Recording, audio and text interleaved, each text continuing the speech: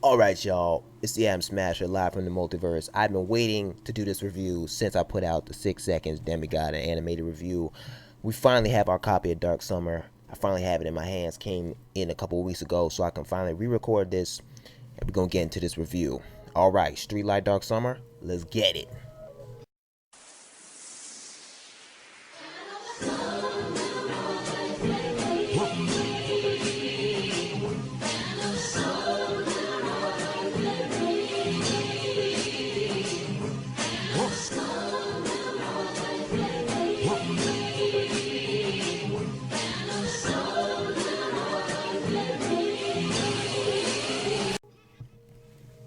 Alright, so after listening to this album, and I've listened to this album as soon as it came out, so it's been a couple months, it's almost been a full year. It took The thing about Streetlight is it takes that long to digest an album from him, or any content of his particular, because his lyrical ability is so far up there that you really have to sit down and study the lyrics, because he puts sometimes quintuple, sextuple entendres, my bad, into his stuff, and it takes a lot of concentration to go through his stuff. So I finally nailed it down to my top 3 tracks. My top 3 tracks from this album would be Drowning, August the 6th, and I would have to say Most Dangerous Thing. Now here's why. There are a lot of good tracks on this album, but August the 6th is a great opening to an album. It shows kind of like what's getting inside of his head. He kind of had a poetic intro in the beginning where he's talking kind of like a cyclical pattern. I'm not sure what he was aiming for with that, but as you keep reflecting on the album, it makes a lot of sense. You get to feel what Streetlight's real personality is like and how he thinks, and it gives the overall feel of this whole album. So that's a great intro. Couldn't have done it better myself. I have to applaud him for that. Drowning. Okay. This music video came out originally for him to kickstart the production of this album, as he wanted support from everybody. Now, the reason this stands out above all the rest for me is it was actually digestible. I could connect to it. The first track on the album I could actually connect with. And what I mean by that is he put enough rap into it, which was dope. He had a nice beat that was not too much and not too little. It was just perfect for this track. And the entendres, I hate to say this, but it kind of seemed like he dumbed down the entendres just a little bit, so we could digest it. It was easier to grasp. I mean, you can grasp everything in this album. It's just you can get the meaning of what he's trying to say more directly in Drowning than any other piece, I think, from my perspective anyway. I could hear exactly what he was trying to say. He didn't sugarcoat it a lot. He didn't twist entendres into it. He was really direct, and I could feel it was really dope. I connect with it right away.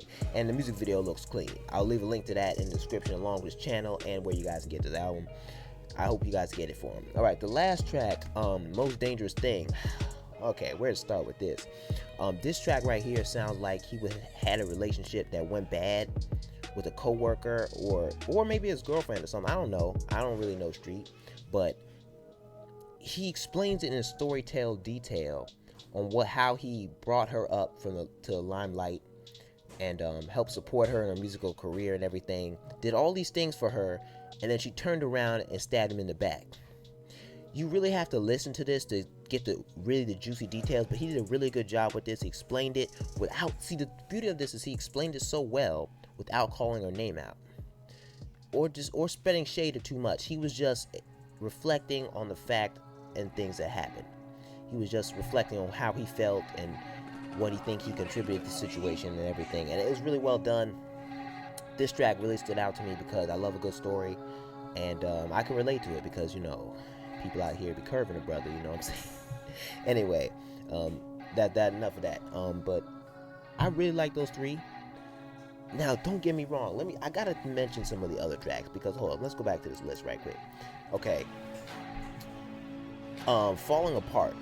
Let's talk about this one. Alright, so this is another storytelling track on this album, and he's kind of describing his relationship with the devil, it sounds like. It's very graphic and dark, and I like that.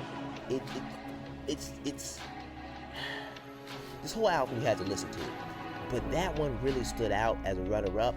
The next one I would have to say is Friends.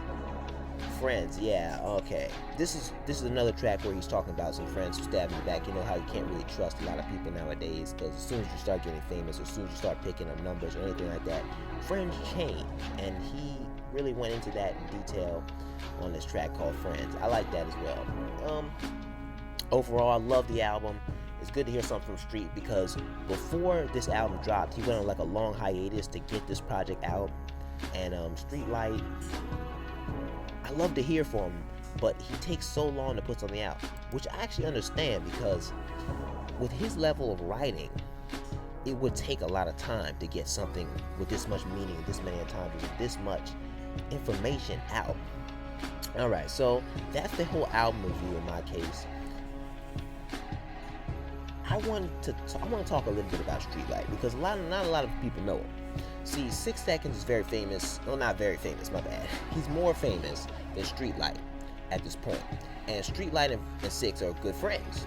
Same with Passion MC. I got Passion MC next. But Streetlight, see, people don't know he used to have the Guinness World Records for the world's longest freestyle. If that's not inspirational enough, I don't know what is. Number 2, the thing that you guys should know is that he doesn't curse in these tracks.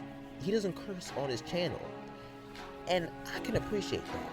As another rapper who likes to rap without curse words, let me just say this. The amount of self-control it takes to not spaz on people and to control your tongue, I salute that, because a lot of rappers nowadays, you know, people put out beefs, people put out, just let themselves go on a track, which is okay. But Streetlight shows self-control, and I respect that. I really do. That has inspired me to get big on the mic, get big in the gym. He also works out a lot. He's a role model for the gym and everything. Try and get big like him and everything. But yeah, that's all I wanted to say about Streetlight's album. I hope you guys can cop this album. I'll leave the links to everything below. This is the Ab Smasher, live from the multiverse. I'm gonna see y'all heroes and sheroes later. Keep being positive people out there, and I'm gonna see y'all when I see y'all. Peace out. Peace out.